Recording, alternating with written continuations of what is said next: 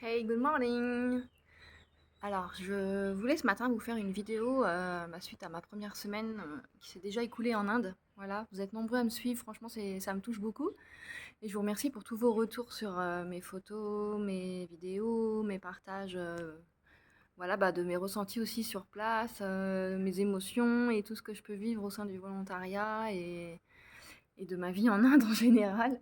Voilà, donc je voulais vous donner un petit peu de mes nouvelles pour vous dire un petit peu que tout va bien, que ça y est, je sens que je deviens indienne. Non, je sens que je commence à à m'y refaire vraiment.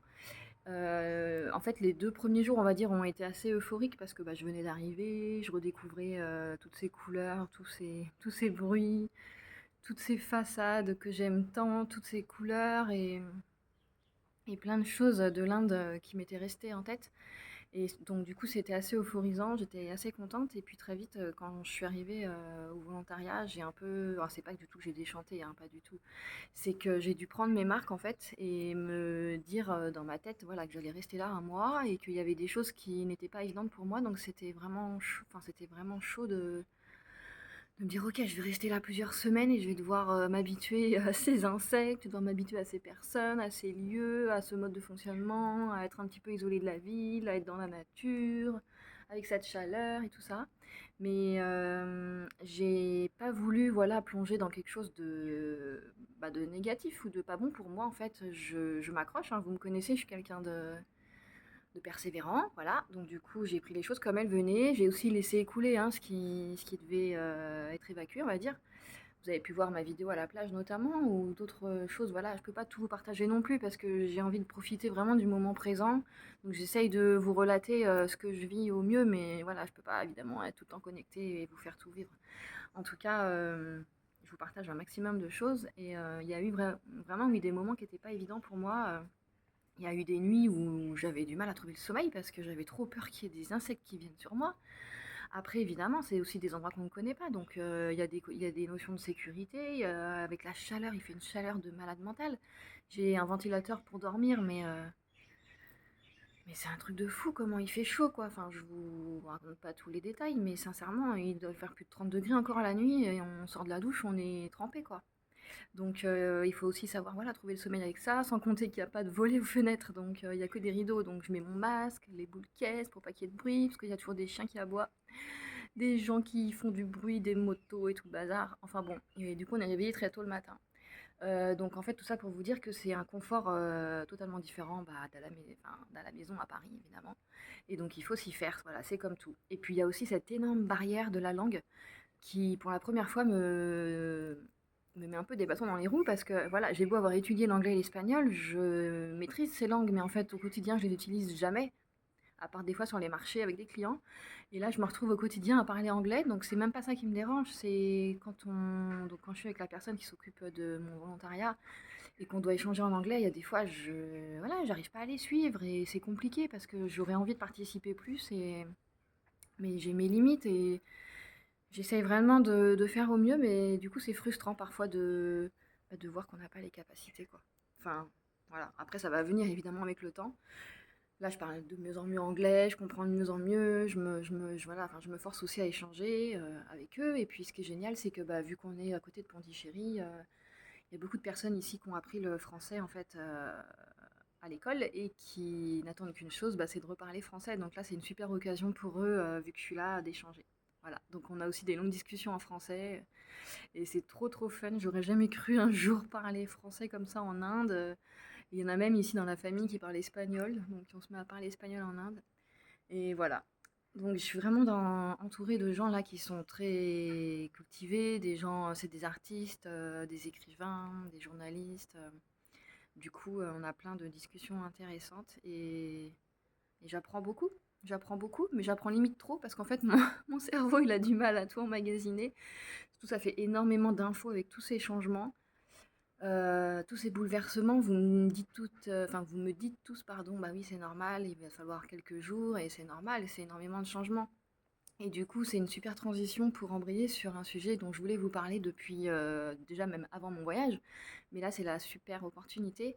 C'est qu'en fait, vous avez été nombreux avant mon départ et même encore maintenant à me dire que je suis courageuse et que j'ai de la chance, voilà, d'être en Inde. Et je voulais revenir en fait sur ces deux points-là parce que c'est des notions qui reviennent et maintenant que j'ai un peu de recul par rapport à mes premiers jours, bah, j'ai un autre regard là-dessus.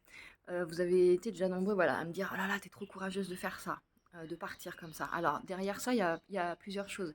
Il y a déjà le fait d'aller en Inde, courageuse d'aller en Inde, parce qu'on se fait toujours une image de l'Inde, un pays vraiment totalement différent de nous, où c'est compliqué de vivre, où c'est sale, où c'est pollué, où il y a rien, hein, où c'est la galère. Courageuse aussi de partir toute seule, parce qu'il y en a plein, il y en a plein d'entre vous qui ne s'imaginent jamais pouvoir partir seule en voyage, qui ne conçoivent pas le voyage seul, qui conçoivent forcément à deux, en famille ou entre amis. Il y a aussi le fait de partir comme ça en sac à dos avec très peu d'affaires, en backpack, voilà. Donc ça, c'est aussi quelque chose que peu d'entre vous ont fait et estiment du coup que c'est courageux de le faire.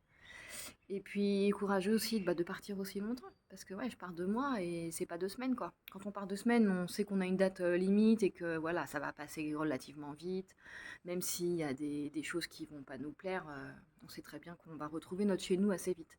Mais non, là c'est un voyage sur le long terme, enfin, sur le long cours. Et du coup, on a vraiment le temps de s'immerger et de galérer dans nos bouleversements, mais en fait, c'est ça qui fait qu'on se transforme aussi.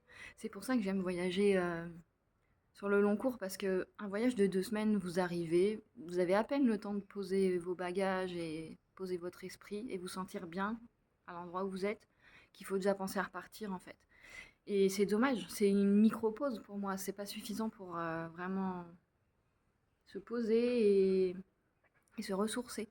Et là, du coup, le fait de voyager longtemps, enfin, sur une longue durée, alors bien sûr, après, je peux me le permettre, hein, parce que j'ai pas de contraintes, comme certains peuvent en avoir. Ça, je le conçois totalement. Tout le monde ne peut pas partir un mois, même 2 semaines peut-être, et encore moins 2 mois, 3 mois. Ça, j'en ai totalement conscience. C'est pour ça que je profite aussi de ma chance à ce niveau-là. Mais oui, quand je pars longtemps comme ça, ce que j'adore, c'est que voilà, je sais toujours qu'au début, il y a un petit moment de flottement, le temps de s'adapter, de prendre ses marques malgré tout. Et on doit forcément s'adapter à l'endroit où on est. Et après, il y a la phase voilà, où je commence à rentrer là, donc dans cette phase où ça y est, j'arrive. Alors vraiment, c'est des trucs tout bêtes hein, que je vais vous dire, hein, mais j'arrive voilà, à marcher pieds nus partout où je vais. Parce que quand on va dans les temples en Inde, on doit se déchausser. Dans les magasins, on doit se déchausser. Souvent, dans les intérieurs, on se déchausse. Dans la chambre, on rentre pas avec les chaussures. Il y a plein d'endroits où on marche pieds nus comme ça, donc il faut être assez à l'aise. C'est des trucs tout bêtes, mais chez nous, on fait pas ça en fait. Et donc dès qu'on marche pieds nus par terre, on peut se dire ah c'est sale, mes pieds vont être sales. Sauf qu'ici c'est le quotidien en fait. Donc vous achetez une brosse et puis bah, le soir vous vous lavez les pieds sous la douche tout simplement et vos pieds deviennent nickel. Et vous n'êtes pas mort et la vie elle continue quoi. Donc ça c'est des choses voilà avec lesquelles j'apprends à vivre. La chaleur aussi au quotidien. Genre là je sens de ma douche, je suis presque propre on va dire hein, parce que j'ai déjà sué. Je vais aller en vélo à Auroville, mais vous imaginez même pas la suée que je vais m'attraper. Je vais arriver là-bas, ça va être une rivière en fait. Je vais dégouliner, je vais... Là, mon shampoing, là, il se verra plus, quoi. Donc ça, c'est aussi des choses dont il faut avoir conscience et auxquelles il faut s'adapter. Et après, voilà, il y en a tellement, je pourrais tellement vous en parler. Bah, même la nourriture, l'anglais, tout, tout, tout, tout, tout. Mais c'est ça que j'adore, c'est que quand vous voyagez comme ça longtemps, et bah, ça vous permet vraiment d'apprendre à vous connaître à, à persister dans des choses qui vous rendent inconfort, enfin, qui sont inconfortables pour vous, mais vous allez quand même essayer d'aller au fond des choses et de vivre comme ça, de comprendre la façon dont vivent les gens ici, même si vous serez jamais exactement comme eux, mais vous allez vraiment vous surpasser et aller au-delà de vos limites en fait. Moi, je sais qu'il y a des moments où j'étais vraiment inconfortable et j'avais envie de rentrer là au début. Je me suis dit, mais non, mais je vais jamais arriver à comprendre, à parler avec eux. La chaleur là, c'est intenable la nuit. Je rêve d'une chose, c'est d'avoir des volets et la clim quoi. Mais en fait, non. En fait, il n'y en a pas, donc je dois faire avec et j'apprends à gérer et mon corps et mon esprit s'adaptent en fait au bout d'un moment. C'est ça en fait la magie du voyage aussi, c'est de sortir de sa zone de confort et se surpasser. Et c'est ça qui est génial, c'est comme ça qu'on évolue en fait. Si l'être humain il reste figé dans son quotidien et dans son petit confort, pour moi il évolue pas, il s'adapte pas. Donc c'est en ça que j'adore les voyages et c'est en ça que je vous dis que j'aime l'inconnu, l'aventure et quand je sais pas de quoi ma journée sera faite, c'est juste génial pour moi. Voilà. Genre là, je vais aller à Euroville, je sais que j'ai un truc à voir, mais après, je sais même pas ce qui va se passer de ma journée et c'est génial. Je sais que j'ai rendez-vous à 16h avec Satia ce soir, mais pour le volontariat, mais entre-temps, il peut se passer plein de choses. Puis même quand je vais faire mes missions d'upcycling, en fait, il peut se passer tellement de choses. Voilà, donc en fait, ce courage que vous m'avez fait part au début, je disais oui, non, mais c'est bon, être courageuse.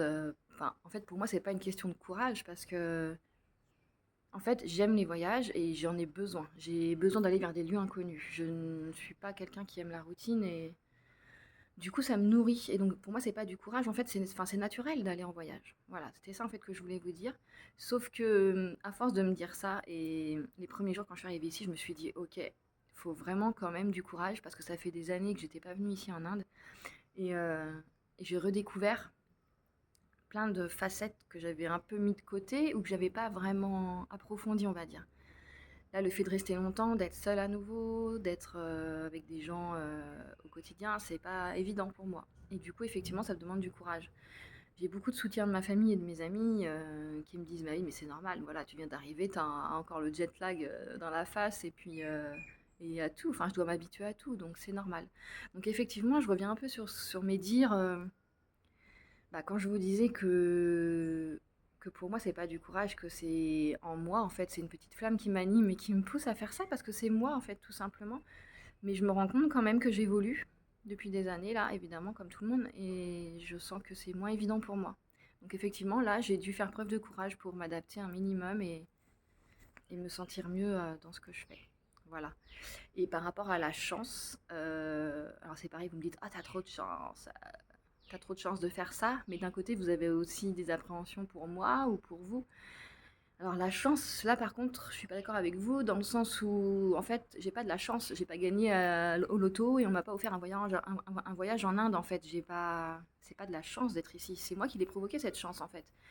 C'est moi qui me suis dit, ok, dans ma vie en ce moment c'est très compliqué, j'ai envie de voir ailleurs ce qui s'y passe, et surtout j'ai besoin de prendre des vacances, et j'ai besoin de me ressourcer ailleurs qu'en France, ailleurs que chez moi. Et évidemment, j'adore l'Inde, donc je voulais y retourner, donc pour moi ça tombait à pic d'y aller. Mais j'estime ne pas avoir de chance d'être ici. C'est moi qui ai provoqué en fait ce voyage, c'est moi qui ai cliqué sur la souris pour réserver mes billets d'avion, c'est moi qui me suis prise en main et qui me suis mise un coup de pied au cul en fait. Voilà. Donc ça pour moi ça n'a rien à voir avec la chance, ou peut-être la chance d'être libre et de pouvoir m'octroyer ce voyage, oui, là dans ce sens-là, ok. Le fait de ne pas être dispo, d'avoir des enfants, un mari, une maison à entretenir et un job et tout le bazar, ça c'est sûr que c'est contraignant, on peut pas voyager comme on veut. Mais c'est pareil, c'est un choix de vie en fait. C'est pas parce qu'on a des enfants, c'est pas parce qu'on a une maison enfin, qu'on doit s'empêcher de voyager. Quelqu'un qui aime vraiment les voyages, il fera tout pour voyager. Donc ça pour moi, ça n'a aucun sens de dire t'as de la chance ou quoi que ce soit. Enfin, c'est mon point de vue, hein. La chance, on la provoque soi-même. En fait, tout est possible dans la vie. Même si vous êtes dans une situation où vous vous sentez enfermé, où vous vous sentez mal, où vous vous sentez je sais pas, même si vous avez des problèmes de santé, peut-être qu'il y a des choses à adapter en fait. On peut forcément s'évader sans forcément aller en Inde, hein. On peut toujours trouver des solutions pour s'évader, se ressourcer et se recentrer surtout. Pour moi, voilà, c'était important de me recentrer. Et là, aujourd'hui, je suis en plein dedans parce que je suis arrivée complètement, ouh, super, je suis en Inde, tout va bien. Après, je suis descendue de haut, enfin de haut, oui, parce que du coup, je me suis rendu compte que c'était pas si évident que ça pour moi. Et peut-être que c'est l'âge aussi qui fait que je suis moins, enfin que je m'adapte moins facilement.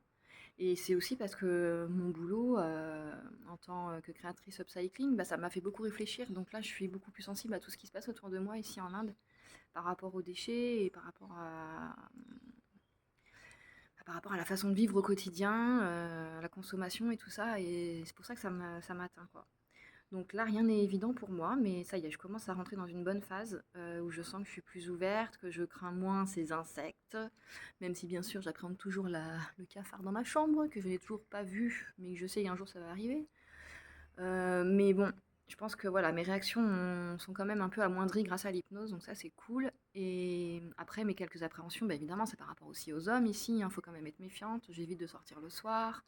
Je fais attention. Là maintenant, puis j'ai loué un vélo, donc je suis plus autonome, c'est plus facile pour me déplacer.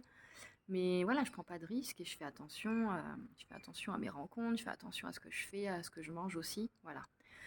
Donc ça va se tasser petit à petit. Et puis ce qui est génial, c'est que je me dis que enfin, quand je vais vraiment être entre guillemets opérationnel et que je vais vraiment me sentir à l'aise avec voilà, avec tout ce fonctionnement indien, et bah du coup c'est là où je vais pouvoir vraiment me recentrer et me redécouvrir en fait. Enfin, enfin, vraiment de plein de façons différentes. Et je vais pouvoir aller à la rencontre de gens et être beaucoup plus réceptive à ce qu'ils vont me dire. Voilà. Là, pour l'instant, j'étais un peu auto-centrée sur mon adaptation, mais ça va se tasser petit à petit. Donc voilà un peu ce que je voulais vous partager par rapport au courage et à la chance. Donnez-moi vos impressions. Je sais, vous m'avez un peu dit ce que vous pensez, mais n'hésitez pas à me faire un petit retour sur cette vidéo. Voilà, pour m'exprimer un peu tout ça, si vous aussi vous avez fait preuve de courage un jour pour partir en voyage, pour partir seul, pour partir loin, pour partir longtemps. Et je vais essayer plus tard de vous faire des vidéos ouais, sur la façon de vivre ici, un peu vous montrer les vrais côtés, quoi, voilà, les côtés géniaux, autant que les côtés très compliqués au quotidien, quoi. Voilà. Mais bon, rassurez-vous, tout va bien. Vous voyez, je suis dans le hamac sur la terrasse et entourée de forêts avec des bananiers, des cocotiers. Et ici, on est très très bien. Voilà. Donc là, je vais aller faire un petit tour de vélo et je vous souhaite une très bonne journée et vous dis à très bientôt. N'hésitez pas à me contacter pour quoi que ce soit si vous avez des questions. Et continuez à me suivre et à partager aussi mes posts. Voilà. Merci beaucoup. Bonne journée.